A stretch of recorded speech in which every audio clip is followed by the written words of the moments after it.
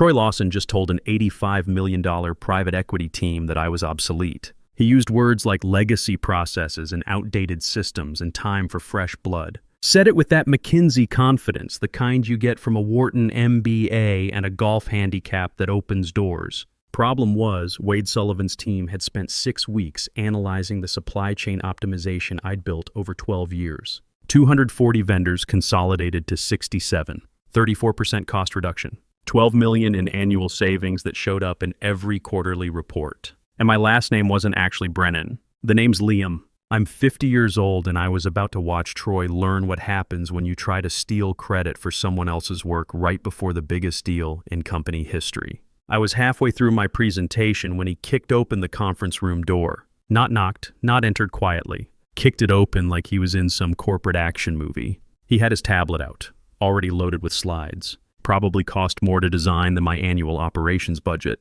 "Gentlemen," he said, addressing the 6 people from the PE firm like I wasn't standing at the head of the table. "I appreciate what Liam's done here. Really, I do, but let's be honest about where we are." He tapped his tablet. His Tag Heuer golf watch caught the light. "The systems are legacy. The processes are outdated.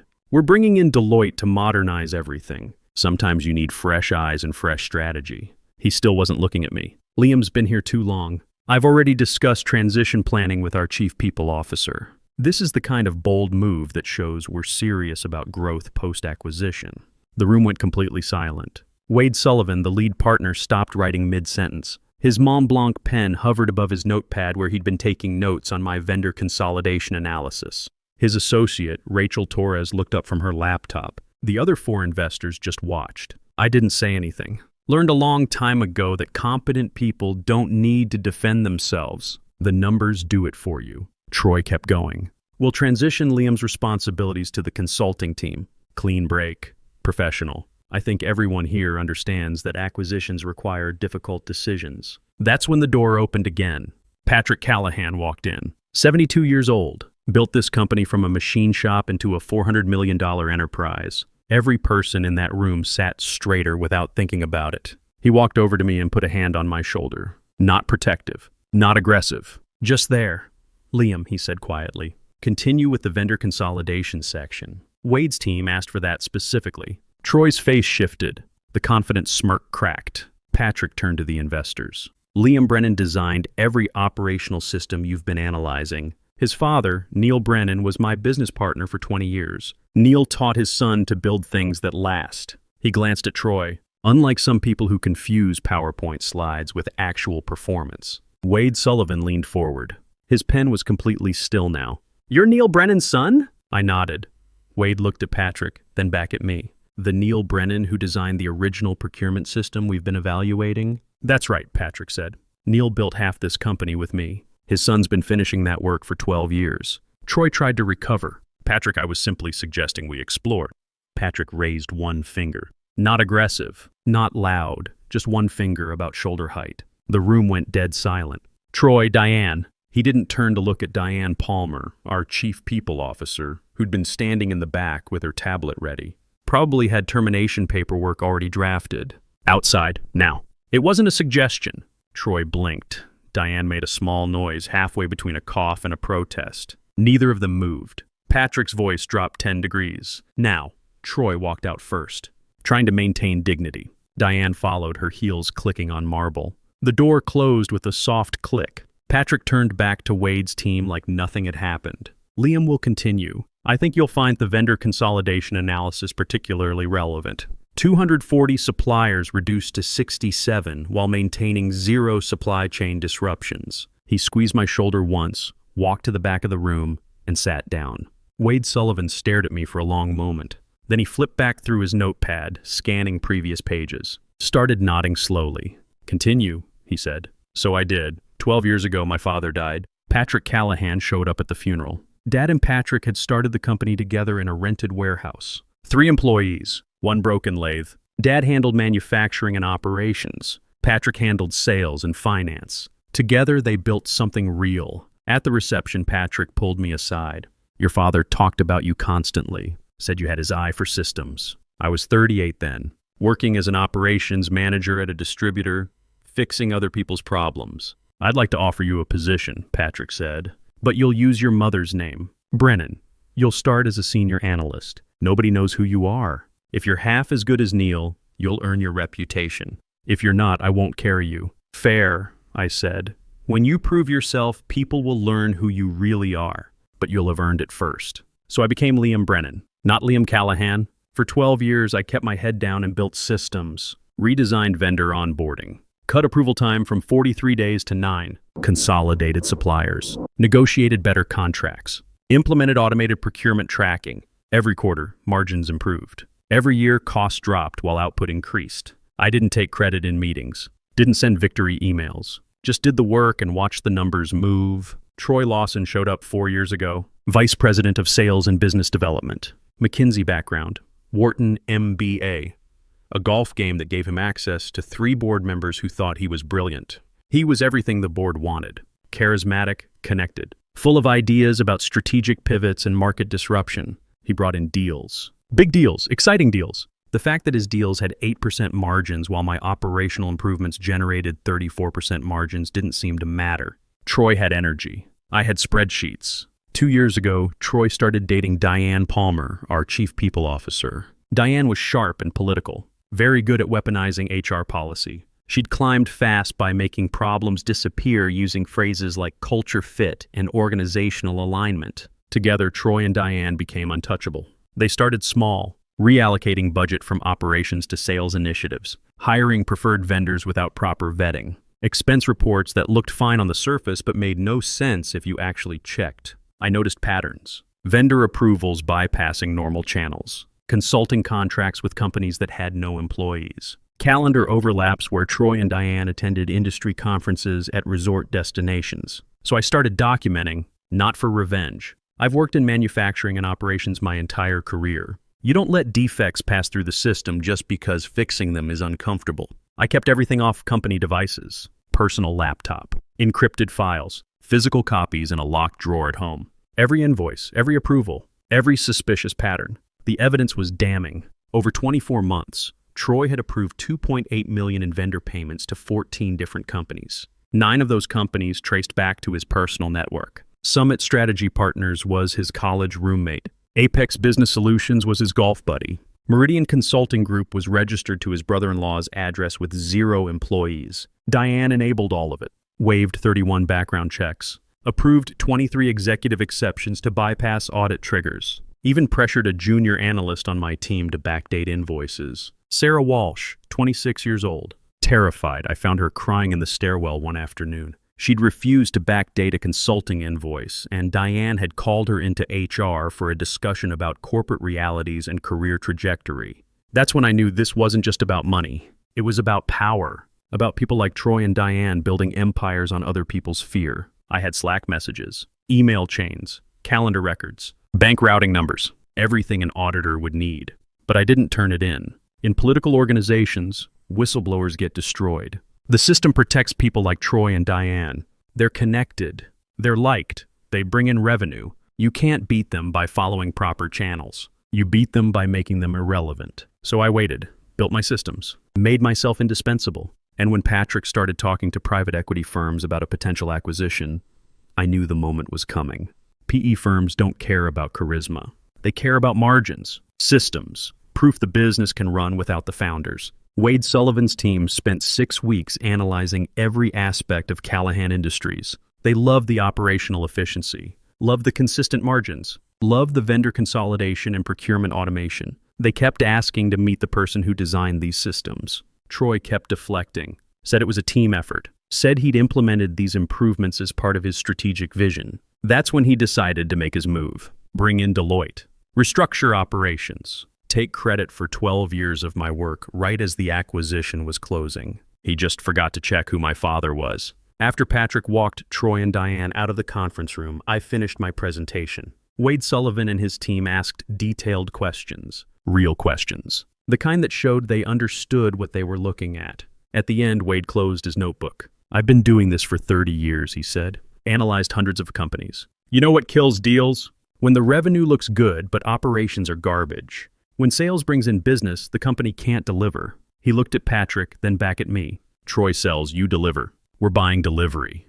Patrick smiled. Didn't say anything. I'd like to speak with Liam privately, Wade said. Rachel, let's take a break. Everyone else reconvene in an hour. Once the room cleared, Wade sat across from me. I used to be a COO, Fortune 500 industrial company. Spent 20 years building operational systems while sales guys took credit. So I recognize what I'm looking at. He pulled a folder from his briefcase. Inside were printouts, vendor contracts, consulting agreements, expense reports. We've been noticing irregularities. Nothing definitive, but patterns. Troy's preferred vendors. Diane's exception approvals. We couldn't get internal documentation because they control access. He slid the folder toward me. You wouldn't happen to have documentation that might clarify these patterns? I pulled out my phone, opened an encrypted folder, shared the link. 64 pages. Every invoice, every approval, every vendor traced to sources. All time-stamped. All verified. Wade opened it on his tablet, started scrolling. His jaw tightened, but his expression stayed neutral. After 3 minutes, he looked up. How long have you known? 2 years of active documentation. Noticed patterns 6 months before that. Why didn't you report it? To who? Diane runs HR. Troy has 3 board members in his pocket. I report it. They bury it. And suddenly I'm the one with performance issues. Wade nodded slowly. So you waited until someone was watching who actually cared about the truth. He closed the tablet. We're freezing diligence, not canceling, just pausing until this gets resolved. That creates pressure. Troy and Diane will panic. Things might get ugly. I know, you're sure? Once this file goes to the board and our legal team, there's no walking it back. I thought about Sarah Walsh in that stairwell. Thought about 12 years watching smooth talkers climb while competent people got overlooked. I'm sure. Wade stood and extended his hand. I've fired 20 Troy types in my career. I've promoted 3 Liams. Send that file to our compliance team and to Patrick. We'll handle the rest. The board meeting happened 48 hours later. Emergency session. All directors present.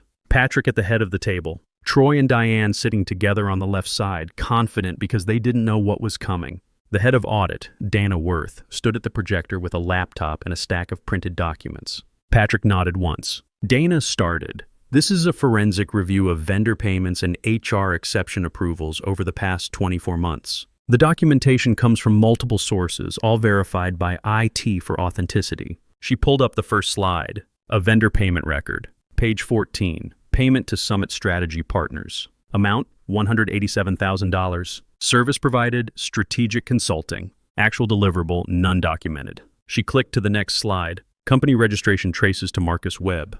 LinkedIn shows Mr. Webb attended Wharton with Troy Lawson. Same graduating class. They're listed as connections. Troy shifted in his seat. That's a legitimate consulting firm. Marcus has...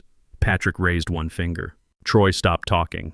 Dana continued. Page 22. Expense report submitted by Troy Lawson and Diane Palmer. Business purpose, industry conference, Chicago. Hotel charges, Scottsdale Resort. Same dates. Calendar shows both individuals blocked as executive strategy session. She didn't pause. Page 29. Email from Diane Palmer to Sarah Walsh, junior analyst. Quote, we need this invoice approved retroactively. Route it through operations with last quarter's date. Don't make me explain corporate realities again. One of the board members, Victoria Hayes, leaned forward. Is Sarah Walsh still employed here? She transferred to logistics 3 months ago, Dana said.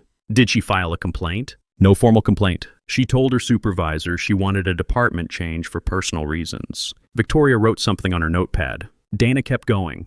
Page 37. Apex Business Solutions. 6 payments totaling $212,000. Services, leadership development workshops. Company registration, Gerald Chen. Mr. Chen plays golf at the same club as Troy Lawson.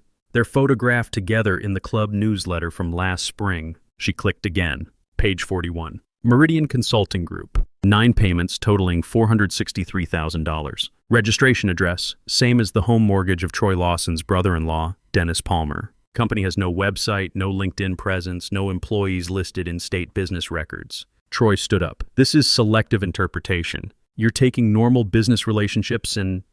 Sit down, Patrick said. Not loud, just final. Troy sat. Dana pulled up a spreadsheet. Total questionable vendor payments, $2.8 million over 24 months. All approved by Troy Lawson. All bypassed standard procurement review through executive exceptions granted by Diane Palmer. She turned to face the board directly. Additionally, Diane Palmer waived 31 background checks for contractors and vendors associated with these companies. She approved 23 executive exceptions that would normally trigger automatic legal review. IT forensics confirm all documentation is authentic. Timestamps verified through our cloud backup system. Alan Murphy, another director, spoke up. What's the investor situation? Patrick answered. Wade Sullivan's team has frozen their diligence process pending resolution of these issues. If this looks like fraud during an $85 million acquisition, we're not just losing the deal. We're looking at SEC scrutiny and reputation damage that will follow us for years. The room was quiet. Not shocked quiet. More like jury coming to verdict quiet. Victoria Hayes looked at Troy and Diane. Do you have a response to these findings? Troy stood again, slower this time. He'd lost the McKinsey confidence. These are legitimate business expenses. Some of the vendors are people I know personally. Yes, but that's how business works. Relationships matter. The consulting services were real. Maybe the documentation isn't perfect, but that's a process issue, not fraud. Victoria turned to Diane. And the background check waivers?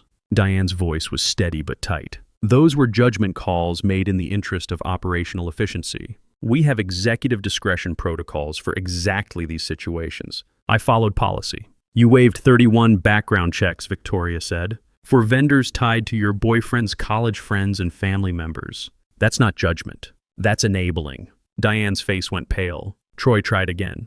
Look, I've brought in $40 million in revenue over 4 years. My client relationships, your relationships cost us 8% margins, Patrick said. Liam's systems generate 34% margins. Your revenue means nothing if we can't deliver it profitably. He looked at the board. We have two options. We clean house now and show the investors we have operational integrity. Or we protect Troy and Diane, lose the acquisition, and spend the next 2 years explaining to shareholders why we chose politics over performance. Victoria didn't hesitate. Motion to terminate Troy Lawson for cause and suspend Diane Palmer pending legal review. Second, Alan Murphy said. All in favor? Every hand went up. Patrick turned to Troy and Diane. Security will escort you to HR. Your system access is revoked immediately. Legal will contact you regarding restitution and potential criminal referral. Troy's voice cracked. Patrick, we can work this out. I'll pay back whatever you think is questionable. This doesn't need to be ugly. Patrick's expression didn't change. It became ugly when you pressured a 26-year-old analyst to commit fraud because you needed to hide your incompetence. He nodded toward the door. 2 security officers in dark polos stood waiting. We're done here. Troy and Diane walked out, not escorted dramatically, just walked. The door closed behind them. The silence that followed wasn't uncomfortable. It was clean, like pressure releasing from a sealed room. Patrick looked at me. The board voted on something else while you were out. Effective immediately, you're president and chief operating officer. Board seat comes with it. 6% equity from my founder shares. I stared at him. Patrick, this isn't charity. This is what should have happened 3 years ago. Your father and I built this company on operational excellence. Troy almost destroyed it with charisma and connections. The board needs to remember what matters. He stood and walked to the window.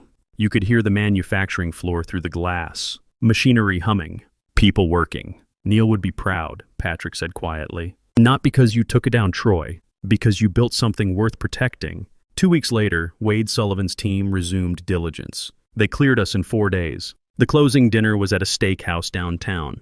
Darkwood, quiet conversations. The kind of place where deals get signed over whiskey that costs more than most people's car payments. Patrick and I walked in together. Wade stood when we approached. His team was already seated. Rachel Torres. 3 other partners I'd been introduced to during diligence. Wade shook Patrick's hand, then mine. Liam, glad you could make it as COO and not just operations guy. Feels strange, I said. It shouldn't. You earned it about 10 years ago. Just took everyone else a while to notice. We sat. Servers moved around us like choreographed dancers. Menus appeared. Wine was poured. I didn't look at the menu. Wasn't really hungry. Wade didn't look at his wine. He looked at me. You know what I've learned doing this for 30 years? Revenue is easy. Any charismatic guy with good hair and a golf game can bring in deals. Troy brought in deals. He leaned back, but delivery is hard. Making those deals actually profitable. Building systems that work when the charismatic guy is on vacation or quits or gets fired for fraud. That's rare, Rachel Torres spoke up. We see Troy types constantly. They're a dime a dozen. McKinsey, BCG, Bain. They all sound the same. Same buzzwords, same energy, same 8% margins. Wade nodded. We've seen 3 people like you in 15 years. People who actually build things that last. Who make companies work instead of just making them look good." Patrick raised his glass. "To Liam, who spent 12 years proving that competence beats charisma every time." Wade raised his glass toward me. "We're not buying revenue projections. We're buying the man who makes revenue possible." I didn't make a speech, just raised my glass and nodded. The servers brought food. Steak, sides. The kind of meal that's more about the ritual than the eating. Halfway through, Rachel leaned over. "Can I ask you something?" "Sure, why didn't you go to Patrick years ago?" "With the evidence on Troy?" "Because it wouldn't have mattered," I said. Troy had board support. Diane controlled HR. Patrick would have believed me, but the board would have protected Troy. They liked him. He brought energy. "So you waited for us." "I waited for someone who cared about margins more than golf handicaps." She smiled. "Smart." "Necessary," I said. After dinner, Patrick and I stood outside while the valets brought cars around. Cold night, you could see your breath. "Your father would have handled it the same way," Patrick said. "He never trusted people who talked more than they built." I remember. He also would have been furious that I let Troy get that far, that I didn't see it earlier. "You were running a company." Troy was good at hiding.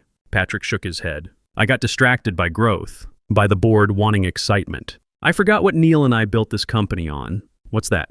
"Making things that work, not making things that sound good in presentations." His car arrived. Black sedan, driver waiting. "Come by the office tomorrow," Patrick said.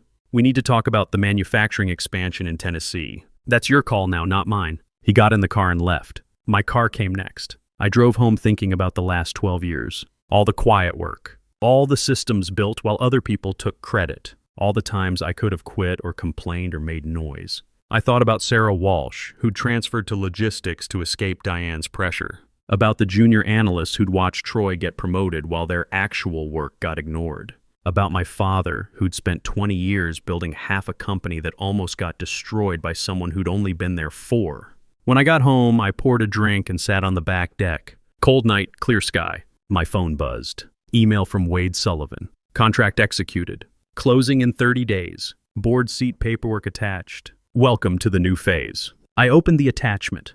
Official documents. President and Chief Operating Officer. Board of Directors. 6% equity. Liam Callahan, not Liam Brennan. My real name.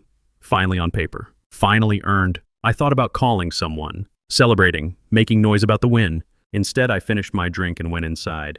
Tomorrow I'd be back in the office. Systems to review. Manufacturing expansion to plan. Teams to build. The real work that nobody sees but everyone depends on. That's what my father taught me. That's what Patrick built his company on. That's what Wade Sullivan's team was actually buying. Not the performance. The work, not the presentation. The results, not Troy Lawson's charisma and connections. The 12 years of systems that actually functioned when tested by people who knew what to look for. I went to bed early. Had a meeting at 7. Manufacturing review. Quality control metrics. Vendor performance analysis. The kind of meeting Troy would have skipped. The kind of work Diane would have called too operational for executives. The kind of work that turns $400 million companies into $800 million companies. The quiet work. The building, the systems. That's what winners do. They build.